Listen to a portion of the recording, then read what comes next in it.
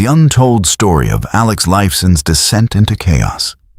Let's begin with an image carefully constructed and solidified over decades in the collective consciousness of rock.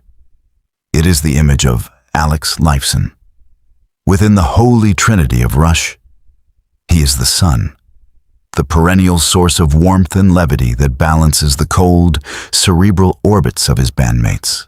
He is the jester in the court of kings, the man whose contagious gap-toothed smile and onstage antics provided a vital, human counterpoint to the band's often formidable intellectual and musical complexity. On the fretboard of his guitar, he is not a shredder in the vulgar sense of the term, but a sonic architect, a weaver of intricate arpeggios, colossal power chords, and ethereal textures that gave Rush's music its unique harmonic landscape. Alexander Zivojinovic, the son of Serbian immigrants who became a Canadian national treasure, represents a certain kind of rock stardom. Immensely skilled, yet entirely accessible. A virtuoso without the toxic ego. He is the guy you'd want to have a beer with, the pilot, the golfer, the gourmet. Now, hold that image in your minds, hold it well, and then allow me to shatter it with another. This second image is a police photograph. A mugshot taken under the cold, institutional light of a Collier County jail in Florida on January 1st, 2004. The familiar face is there, but it is grotesquely altered. It is swollen, bruised, with a visibly broken and crooked nose. The eyes, usually lit by good humor, are sunken, carrying the unmistakable shadow of physical trauma, deep humiliation, and a terrifying reality unfolding. The question that explodes from the collision of these two images is not merely a piece of celebrity trivia. It is the central question of our exploration today. How did this man, the affable and universally loved guitarist of one of the most respected and well-behaved bands in history, end up in a prison cell, charged with a list of serious violent crimes, including aggravated battery on a law enforcement officer, resisting arrest with violence, and disorderly intoxication? The answer is not a simple story. It is a descent into a vortex of chaos. A forensic examination of the thin membrane that separates civility from primal instinct, and a deeply moving testament to a resilience that would be tested to its absolute limit, echoing in every note he has played since. Stay with me, because the story we are about to unravel is not about the fall of an icon, but about the brutal, unvarnished, and ultimately inspiring discovery of the man behind the myth. Before we dive into the anatomy of that fateful night, I must extend an invitation that constitutes the very ethos of this channel. Welcome to the Rock and Prog experience. We are not a channel for quick opinions, hot takes, or superficial lists. Our mission, our passion, is to excavate deeper truths, to explore the rich, complex narratives and the human drama that fuel the music we revere. If you believe that rock deserves to be treated with intelligence, depth, and unwavering honesty, then I sincerely ask you to subscribe to our channel right now. Your like on this video is more than just a metric. It is a sign that this type of in-depth analysis has a place. And most importantly, please share this documentary. Help us build a community that values the profound intersection of art, life, and the human condition. Your support is the bedrock upon which this entire endeavor is built.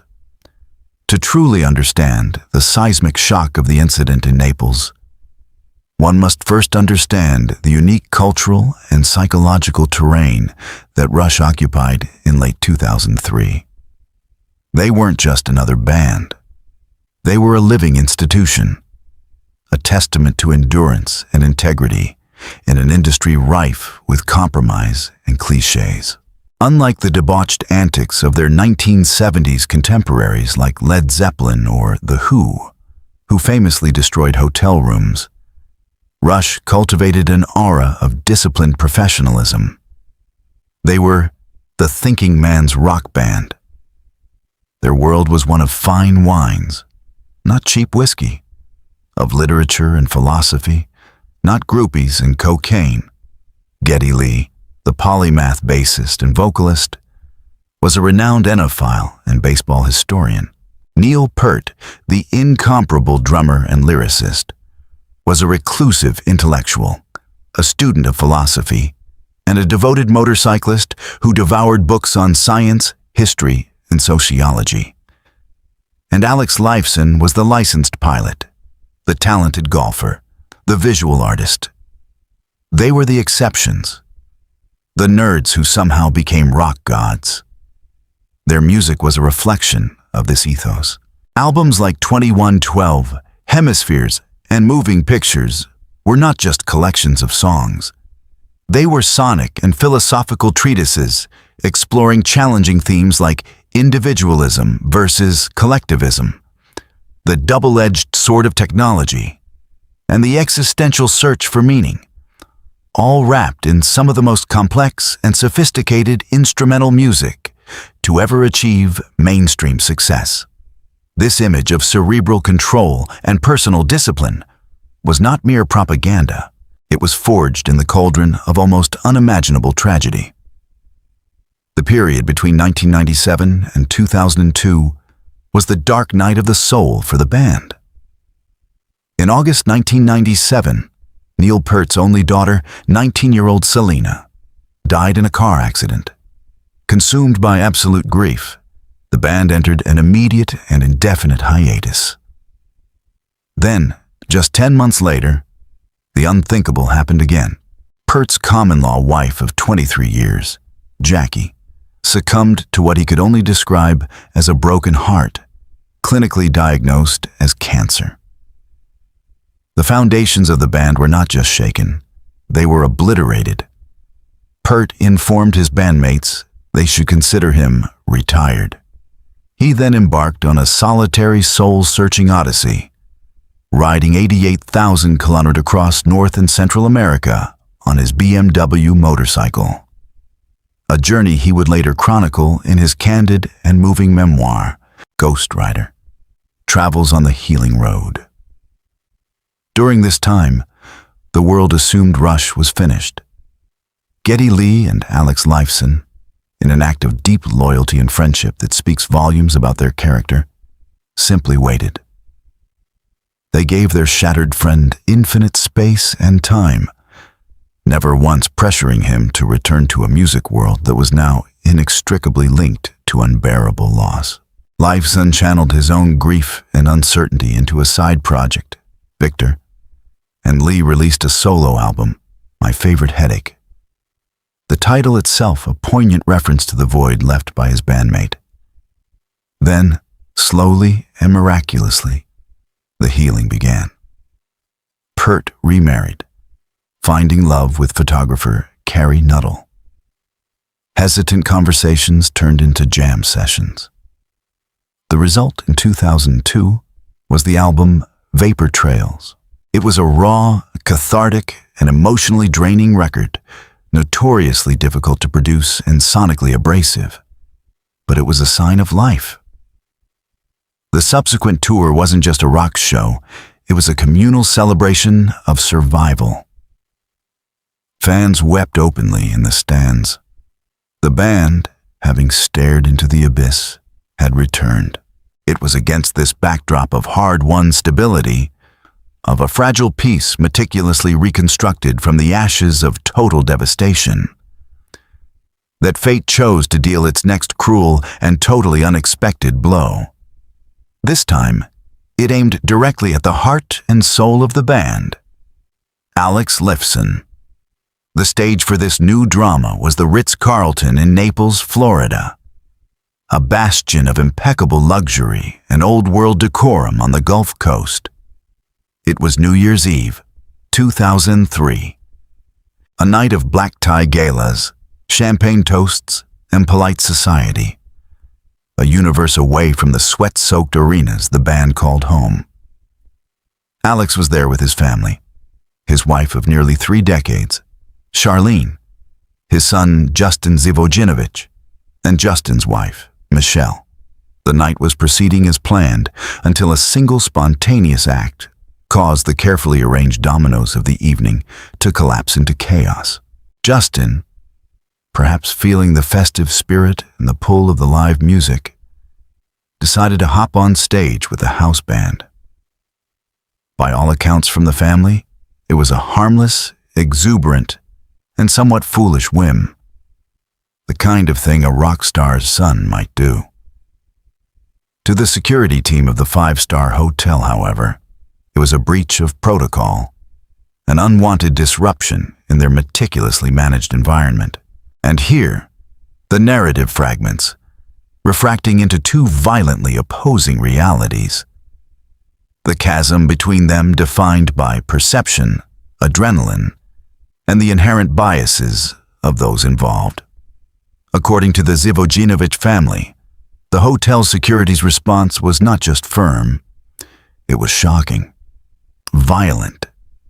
Justin was allegedly grabbed, manhandled, and dragged from the stage with force they considered disproportionate. It was in that blink of an eye that decades of fame, the lyricst persona, and the identity of a rock legend were incinerated by a much older and more powerful force. The paternal instinct, seeing his son being, in his perception, brutalized. Alex Lifeson did not react as a celebrity, but as a father. He moved to intervene, to protect his son. What followed was a rapid, ugly, and chaotic escalation. The situation evolved from a verbal dispute into a physical brawl. Shouts became shoves. Shoves became punches.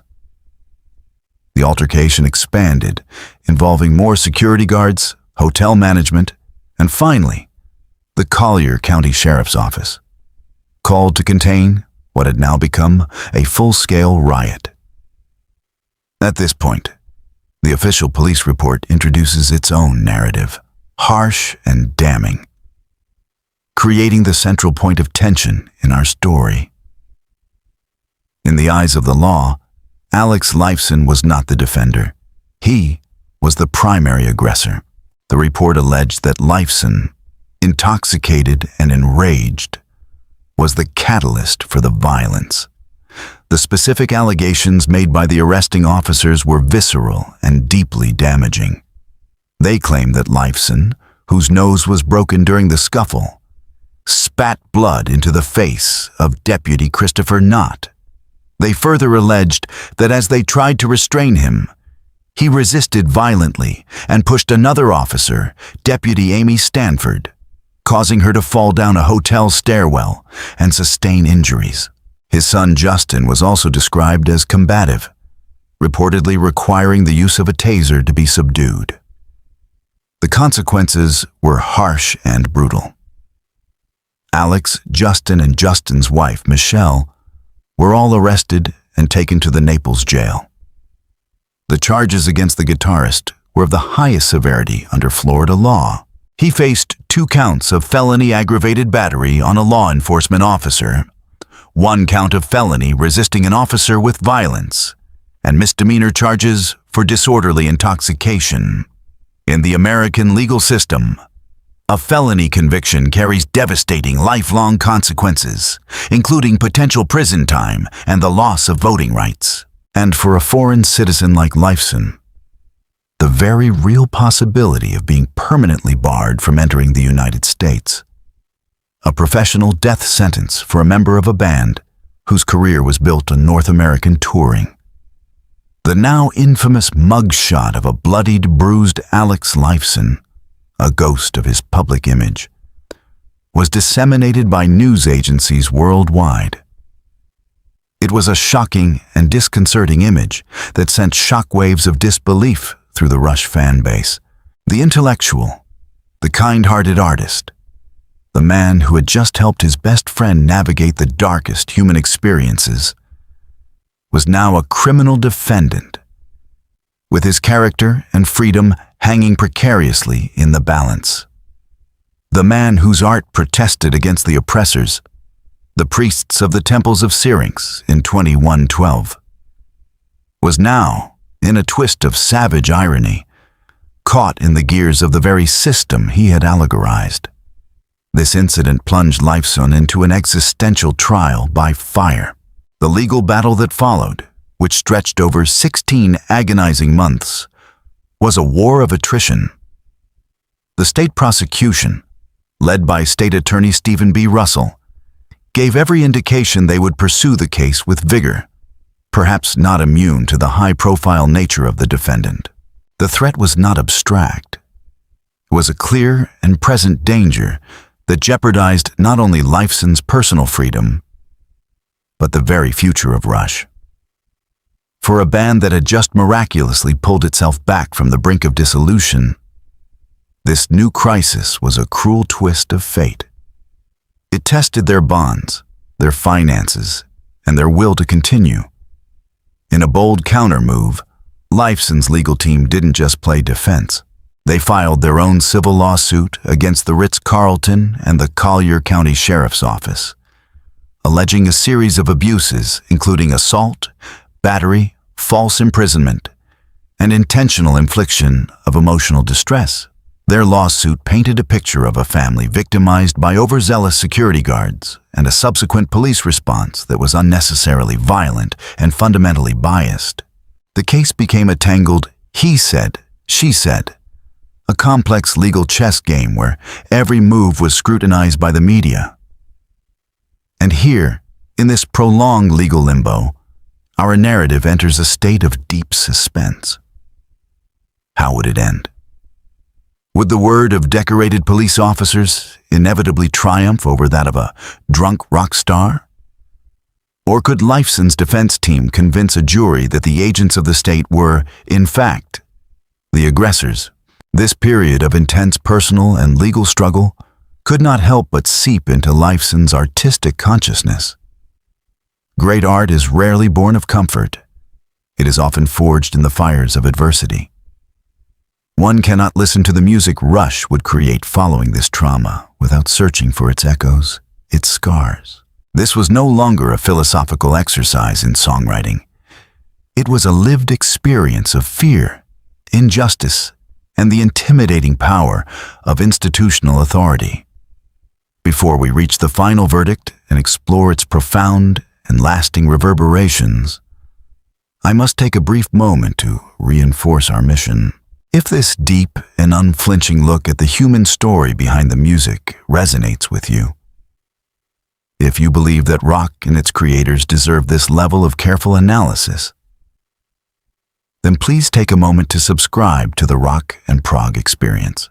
Your likes and shares are the very currency that allows us to continue this work. Thank you for being an essential part of this journey. The resolution of the legal saga finally came on April 21, 2005. Rather than risk a risky and emotionally draining jury trial, both sides opted for the pragmatic route of a plea deal. In a Fort Myers courtroom, Alex Leifsson and his son Justin agreed to plead nolo contendere, a Latin legal term for no contest, to a single reduced charge of resisting arrest without violence, a first-degree misdemeanor. This type of plea is a strategic maneuver.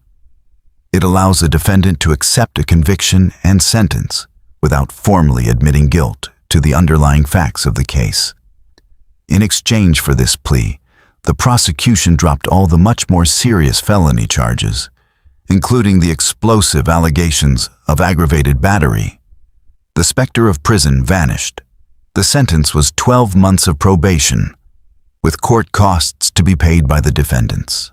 The charges against Michelle Zivojinovic were dropped entirely. Several months later, in early 2007, the civil lawsuit the family had brought against the hotel and the sheriff's office was also settled out of court for a confidential sum. So, to answer our initial question with the precision it deserves. Was Alex Lifeson convicted of aggravated battery on a police officer? No. Those charges, the ones that defined the initial sensationalist media coverage, were dropped. Was he prosecuted and sentenced for a crime? Yes. Based on the plea deal, he was sentenced for the misdemeanor charge of resisting arrest without violence.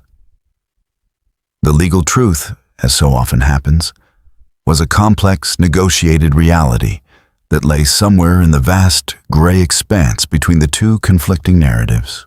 The outcome was not a clear victory or a crushing defeat, but a tactical resolution designed to cauterize a deep and bloody wound. The most profound verdict, however, was not delivered in a courtroom, but in the grooves of Rush's next album. When Snakes and Arrows was released in 2007, it was hailed by many fans and critics as the band's most vital and compelling work in years. Listening to it through the lens of the incident in Naples is a revelatory experience. The album is permeated with a palpable sense of disillusionment and hard-won wisdom. Musically, it is darker, heavier, and more aggressive than its predecessor. Lifeson's guitar work, in particular, is extraordinary. He plays with a newfound ferocity and emotional rawness. The acoustic passages possess a fragile, melancholic beauty, while the electric riffs and solos are often jagged and cutting, as if torn from a place of genuine anguish. Lyrically, Neil Peart, ever the empathetic chronicler of his bandmates' experiences, seemed to be channeling Lifeson's ordeal. The striking opening track, Far Cry, paints a bleak picture of a world where faith and reason have been lost. In The Larger Bowl, a phantom poem set to music, the lyrics confront the injustice and randomness inherent in life's fortunes. Some are blessed and some are cursed, the golden one or the one who's worst. It's a random universe. It is impossible not to hear the echo of a New Year's Eve party gone terribly wrong, of a single moment of chance that spiraled into a life-altering crisis. Perhaps most revealing of all is Workin' Them Angels, a song that feels like Lifeson's personal anthem of survival, a testament to the unseen forces and the sheer grit required to navigate a dangerous world. All my life, I've been working them angels overtime. For the rest of my life. The trauma of Naples was not simply an event to be moved past and forgotten. It was alchemized, transmuted into the powerful and resonant art of Snakes and Arrows. Ultimately, this untold story is not a tale that diminishes Alex Lifeson. It is a story that completes him. It removes the one-dimensional caricature of the happy-go-lucky rock star and reveals the complex, flawed, and resilient human being beneath. It demonstrates that behind the virtuosity and professional cool exists a man of deep loyalties and primal instincts. A man as susceptible to the violent chaos of the world as any of us. The experience, harrowing as it was, imbued his public persona and his music with an undeniable gravity. He survived physical violence, public shame, the gears of the justice system, and a profound psychological burden. And he returned to his craft, not broken, but forged anew. That infamous mugshot, then, is not a stain on his legacy. It is a battle scar, a stark reminder that our greatest artists are not gods inhabiting a distant Olympus, but mortals who walk among us, who bleed, suffer, and struggle to find meaning in the madness. The duality between Alex Lifeson, the celestial architect of La Via Strangiato, and Alexander Zivojinovic, the bloodied survivor of a brawl at the Ritz-Carlton, doesn't make him lesser. It makes him whole. It makes him, and the timeless music he helped create, even more powerful, even more true. Our expedition today has taken us from the highest peaks of artistic achievement to the darkest valleys of personal crisis. This is precisely the kind of journey we are committed to taking on our channel. A quest to understand the soul of the music by understanding the souls who create it.